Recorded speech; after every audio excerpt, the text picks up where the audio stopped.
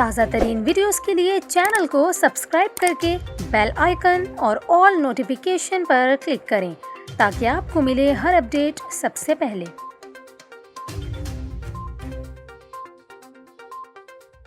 और अभी आपको बताएं, मुल्क में पेट्रोलियम मसनूआत की कीमतों में भारी इजाफे के बाद अब बिजली की कीमत में बड़े इजाफे की तैयारी कर ली गई।